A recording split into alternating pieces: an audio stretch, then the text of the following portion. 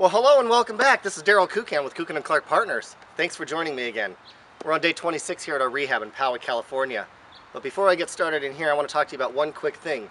The most important part of the short sale is the BPO.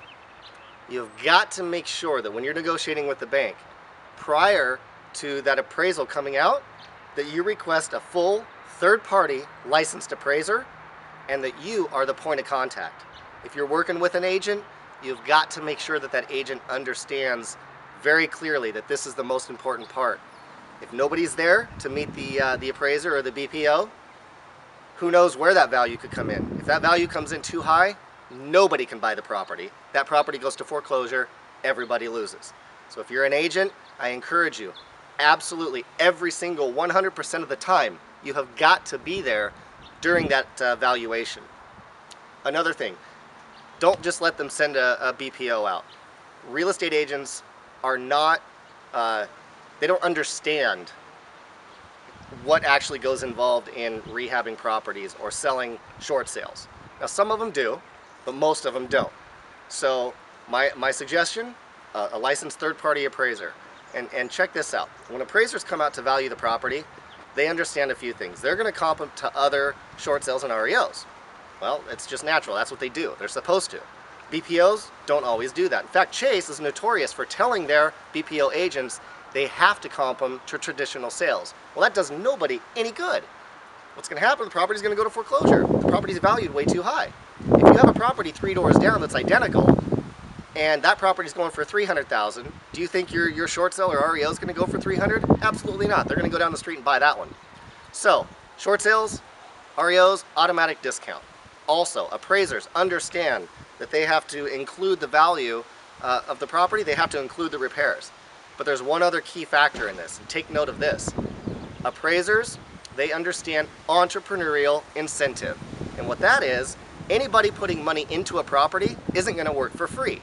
If they put money in, they're going to want to make a profit. Generally, that's about 10%. So, encourage the banks to send a full licensed third-party appraiser and mention entrepreneurial incentive, along with the repairs, the market value, the hold times, the cost of, the gas and electric bill and the water bill that goes with it, the cost of the rehab. You understand that.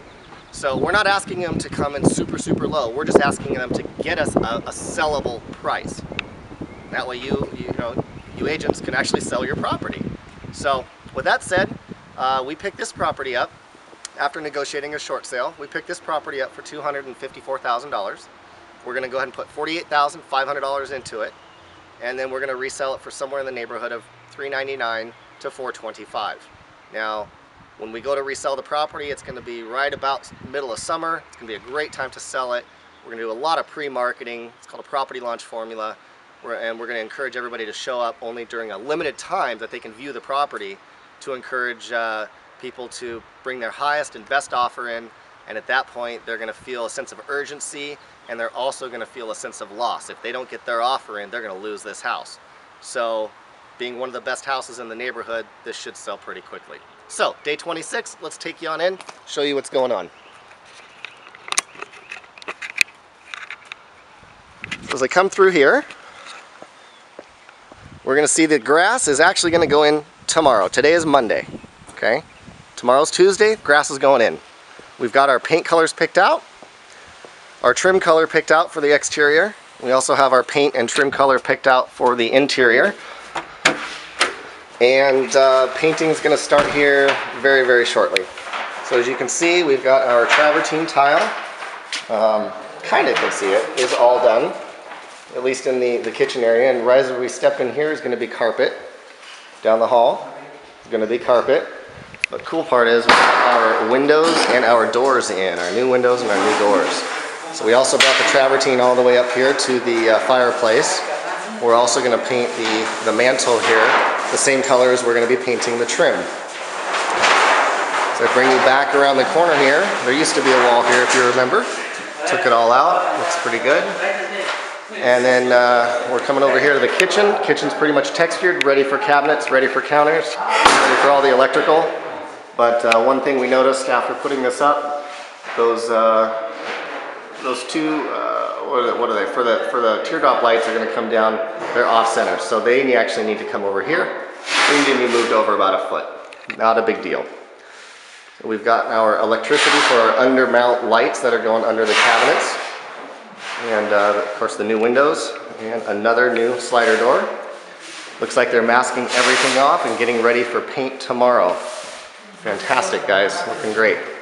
So as we come down the hall again, our contractors decided not to replace the doors, save us quite a bit of money, and just ended up putting just some trim around these hollow core doors. And as you can see, we've got the baseboards. A little higher here. Here we go. Baseboards are in. A couple of the windows were already in, some new ones, so we didn't have to replace the front ones, but all the back ones are new. So you can see even the trim, all the trim has been painted and, well, at least primered, getting ready for paint. So as we come through here, the same thing. Baseboards are installed, even in the closet. Got a new closet rod, got a light in the closet, that'll make it kind of nice. And let's walk around to the hall bath, which you can't really see, but you can see that there are travertine has been installed. So they're starting to mask off. Right in here we decided to go, instead of one row, we're going to go 2 rows, and we're going to make it very similar to what we did in the master, which looks something like this. So instead of having these, what we're going to do is we're going to have these. So those are going to go in place in the hall, and give it a little bigger area, nice texture, and more of a match to the travertine floor that we've installed. So as I come through here, you can see there's a lot of construction still going on. Our French doors leading to the outside will be installed. I believe they're going to show up on Wednesday, so they'll be installed on Wednesday. And again, today is Monday. Over here, what we had to do is we had to skim coat the walls because the texture, unfortunately, they couldn't match it. So we'll skim coat the walls and we'll retexture, i.e. that's why you see all the plastic. The closet, pretty cool. Closet door's been installed. And we were thinking it was going to swing the other way, so I'll talk to our contractors about that. Looks like it swings in, which I think it should swing out. But anyway, that's our walk-in closet. Over here is going to be some shelving, goes from floor to ceiling. And as we work our way outside, not much has changed on the outside other than the sod is going to be delivered tomorrow and installed tomorrow. And again, the windows are in. All we need to do is paint the exterior. The roof looks great. Paint the storage shed, and that should be about it. So, hey, thanks for joining us. This is Daryl Kukan with Kukan & Clark Partners. Give us a call right up here, or you can visit our website at kukanandclark.com. Thanks for joining. See you next time.